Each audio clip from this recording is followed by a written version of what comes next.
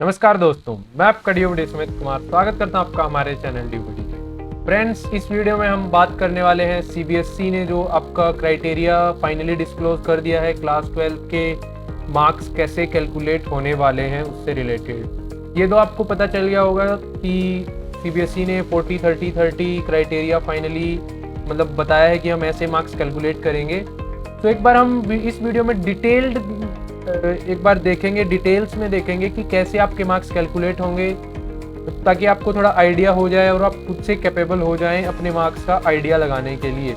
तो चलिए फटाफट एक बार स्टार्ट करते हैं। क्या बोला है सीबीएसई ने?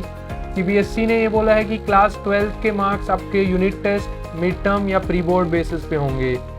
ये स्कूल डिसाइड करेगा, नीचे लिखा हुआ है, मैं आपको फिर से बताऊंगा, एक बार अभी बता देता हूँ। ये स्कूल डिसाइड करेगा कि आपके मार्क्स यूनिट टेस्ट के बेसिस पे होंगे, मिड टर्म के बेसिस पे होंगे या प्री बोर्ड के बेसिस पे। ये मार्क्स 40% रहने वाले हैं। सेकंड है marks based on theory component of final exam class 11th के लिए, मतलब जो क्लास 11th में आपके फाइनल एग्जाम हुए थे उनमें से 30% मार्क्स होने वाले हैं। उसके बाद marks based on average theory component of best 3 performing subjects of main 5 subject, यानी क्लास 10th में से बेस्ट 3 सब्जेक्ट्स के मार्क्स का एवरेज लिया जाएगा, वो 30% रहेगा, मतलब 40-30-30। नेक्स्ट है उसके बाद द मार्क्स ऑफ प्रैक्टिकल और internal assessment etcetera of class 12 will be on actual basis as marks upload by school on the CBSE portal.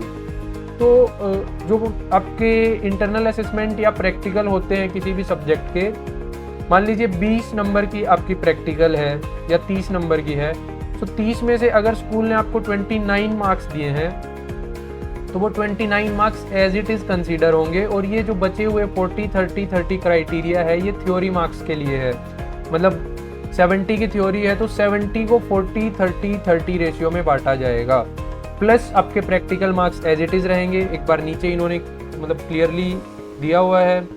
उसके बाद सी पॉइंट आपके लिए इम्पोर्टेंट है। ये बोला गया है कि लास्ट टाइम जिन स्कूल के जितने बच्चों के अच्छे मार्क्स आए थे, कुछ लगभग सेम नंबर ऑफ स्टूडेंट्स के उतने मार्क्स रहेंगे।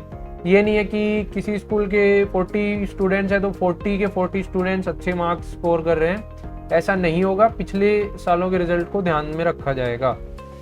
सेकंड में समझते हैं कि कैसे फाइनली आपके एग्जाम्स के मार्क्स कैलकुलेट होने वाले हैं सब्जेक्ट वाइज। तो मान लीजिए किसी सब्जेक्ट में आपकी थ्योरी 80 मार्क्स की है, प्रैक्टिकल 20 मार्क्स की है, तो उससे 80 में से 30% आपके क्लास 10th के लगेंगे, 30% क्लास 11th के और 40% आपके क्लास 12th के लगेंगे। मान लीजिए 80 में से आपके बन गए 65 मार्क्स बन गए। उसके बाद 20 में से स्कूल ने आपको 20 दे दिए, प्रैक्टिकल या इंटरनल असेसमेंट जो भी होता है, तो आपके 65 + 20 85 मार्क्स हो जाएंगे क्लास 12th में आउट ऑफ 100। नेक्स्ट अगर 70-30 है, 70 आपके किसी सब्जेक्ट में है थ्योरी के मार्क्स, 30 हैं आपके प्रैक्टिकल के मार्क्स, तो वही 70 में ये जो क्राइटेरिया है ना 30-30-40, ये आपके 70 मार्क्स को डिवाइड करने का क्राइटेरिया है, ना कि आपके प्रैक्टिकल के मार्क्स को डिवाइड करने का। प्रैक्टिकल के मार्क्स जो एज इट इज स्कूल भेजेगा बोर्ड के पास, वो उसमें उतने ही मार्क्स बोर्ड लगाएगा।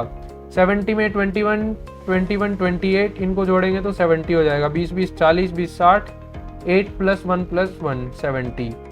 उसके बाद 60 का भी सेम है, 50 का भी सेम है, 30 का भी सेम है, मतलब मैक्सिमम इतने ही सब्जेक्ट होते थे जिसमें किसी में थ्योरी 80 की होती थी। ये शायद कॉमर्स वाले सब्जेक्ट्स हैं। फिजिक्स केमिस्ट्री में शायद 70-30 होता था, फिजिकल एजुकेशन वगैरह में 60-40 होता था, किसी में 50 और 50 होते थे, 30 और 70 होते थे, मतलब थ्योरी 30 की और 70 मार्क्स आपके प्रैक्टिकल के होते थे।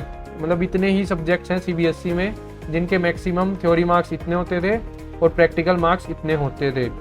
तो उसके अंदर से कुछ ऐसे डिवाइड हो रहा है। पूरे मार्क्स का क्राइटेरिया मैंने आपको समझा दिया है, कोई डाउट है आप नीचे पूछ सकते हैं। थर्ड मेन चीज़ जो ध्यान में रखने वाली ये है कि जो मैंने बताया था आपको ऊपर की जो यूनिट टेस्ट, मिड टर्म और प्री बोर्ड के मार्क्स हैं, उनमें से कौन से मार्क्स आपके कंसीडर होने चाहिए वो आपका स्कूल डिसाइड करेगा।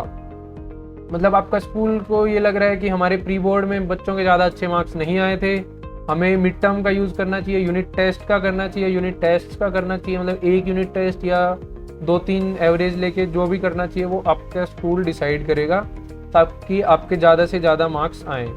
नेक्स्ट है क्लास 11th के थ्योरी मार्क्स, जो आपके लास्ट फाइनल एग्ज़ाम होते हैं क्लास 11th के, वो कंसीडर होंगे। लास्ट में सबसे इम्पोर्टेंट बात यह है कि क्लास 10th के मार्क्स जो आपके बेस्ट 3 होंगे सब्जेक्ट्स, 5 में से बेस्ट 3 सब्जेक्ट्स होंगे, उनके अंदर से जो भी आपका एवरेज निकल करके आएगा बेस्ट 3 सब्जेक्ट्स का, वो हर एक सब्जेक्ट में यूज होगा आपका। मतलब आपका जो भी एवरेज आया, अगर उसका 30% यूज होना है तो 30% यूज होगा, 40% यूज होना है तो 40% यूज होगा। मतलब वो लगभग सेम रहेगा हर एक सब्जेक्ट के लिए, भले आप फिजिक्स के लिए यूज़ कर रहे हो, केमिस्ट्री के लिए यूज़ कर रहे हो, या आप आर्ट्स कॉमर्स किसी के लिए भी यूज़ कर रहे हो, वो सेम रहेगा। उसका परसेंट जितना लगना चाहिए उतने मार्क्स आपके लगेंगे। उसके बाद इन्होंने बोला है कि constitution of the result committee, हर एक स्कूल में 5 मेंबर की कमेटी होगी जो ये डिसाइड करेगी कि हमारे स्कूल का रिजल्ट कैसे, मतलब यूनिट टेस्ट का हो, बोर्ड प्री बोर्ड का हो या कैसे हो। तो फ्रेंड्स, इसमें मैंने आपको थोड़ा अच्छे से समझाने की कोशिश की है। मुझे लगता है कि आपको समझ आ गया होगा। अगर नहीं आया है तो आप मुझे नीचे कमेंट्स में बताएं। और मैं सोच रहा हूँ कि मैं एक सब्जेक्ट जैसे मैं ले लूँ कि फिजिक्स सब्जेक्ट्स ले लिया, आपके 10th में इतने आए थे, 12th में इतने मार्क्स आए थे, उसको लेके आपकी एक पूरी डिटेल वीडियो बनाऊँ। अगर आप इंटरेस्टेड हैं तो मैं वैसे एक पूरी डिटेल वीडियो जिसमें डमी मार्क्स लेके मैं आपको समझा सकता हूँ कि आपके मार्क्स कितने होने वाले हैं।